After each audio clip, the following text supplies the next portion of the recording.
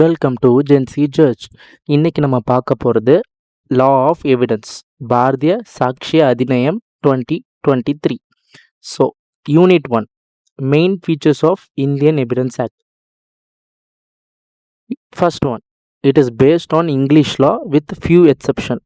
English லாவை base பண்ணி வந்தது தான் Indian evidence act with few exception. For example, dying டிக்ளரேஷனில் இங்கிலீஷ் லாவில் என்ன சொல்கிறாங்கன்னா, ஒரு பர்சன் டையிங் டிக்ளரேஷன் கொடுக்கும்போது அந்த பர்சனுக்கு தெரியணும் he is going to tie.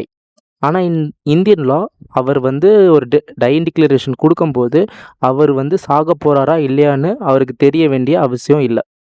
Second one, procedural law. As we all know, BSA ஒரு எவிடன்ஸை எப்படி நம்ம கோர்ட்டில் ப்ரொடியூஸ் பண்ண போகிறோம், அதோட ப்ரொசீஜர், அதை பற்றி தான் பார்க்குறது. So it is a procedural law. Third one, the law is லெட்ஸ் ஃபோரே. லெட்ஸ் ஃபோரேனா law of the land. Law of the லேண்ட்னா நம்ம டெரிட்டரி ஆஃப் இந்தியாவுக்குள்ளே எங்கே வேணாலும் பிஎஸ்ஏயை யூஸ் பண்ணிக்கலாம்னு அர்த்தம். Fourth one, applicable to both civil and criminal offence. Civil அஃபென்ஸில் we are using it for minimum purpose. Criminal அஃபென்சஸில் வெரைட்டி ஆஃப் அஃபென்சஸ்க்கு நம்ம பிஎஸ்ஏவை யூஸ் பண்ணுறோம். Fifth one, not applicable to non judicial proceedings. Only applicable to judicial proceedings.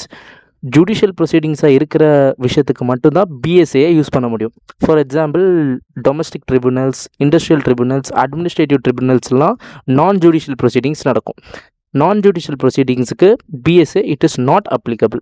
ஒரு judicial ப்ரொசீடிங்ஸ்னு நீங்கள் எப்படி ஈஸியாக கண்டுபிடிக்கலாம்னா, ஜுடிஷியல் ப்ரொசீடிங்ஸில் they will take oath. Sixth one, burden of proof lies to the prosecution. Prosecution சைடில் தான் most of the cases the burden of proof, இந்த ப்ரூஃபை எப்படி அவங்க கோர்ட்டில் ப்ரூவ் பண்ணுறாங்கன்றது லையாக இருக்கும். Seventh one, must be proved beyond all reasonable doubt.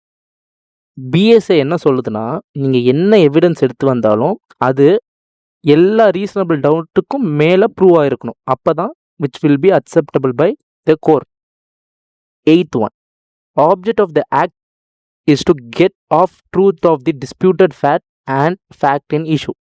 ஒரு டிஸ்பியூட்டட் ஃபேக்ட்ல இருந்து உண்மையை வர வைக்கிறது தான் இதோட ஆப்ஜெக்டிவ்.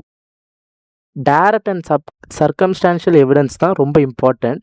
ஹியர்சே எவிடன்ஸ் அது லெஸ் இம்பார்ட்டன்ட்னு சொல்கிறாங்க. வர வர you will understand what is hearsay evidence and direct and circumstantial evidence. 10th one, cannot incriminate a person.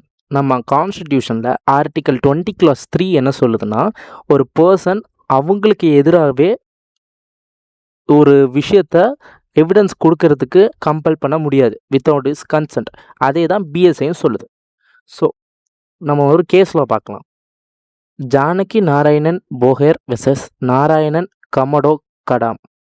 இதில் என்ன சொல்கிறாங்கன்னா, always the best evidence is taken as the evidence in the court. So பிஎஸ்ஏல டோட்டலாக 170 sections, 4 parts and 12 chapters இருக்குது. நம்ம அடுத்த வர பார்ட்டில் ஒவ்வொரு செக்ஷன்ஸையும் இன்டர்பிரட் பண்ணி எக்ஸாம் பாயிண்ட் ஆஃப் வியூவில் கேஸ் லாஸோடு படிக்க போகிறோம். So let's get in to next part.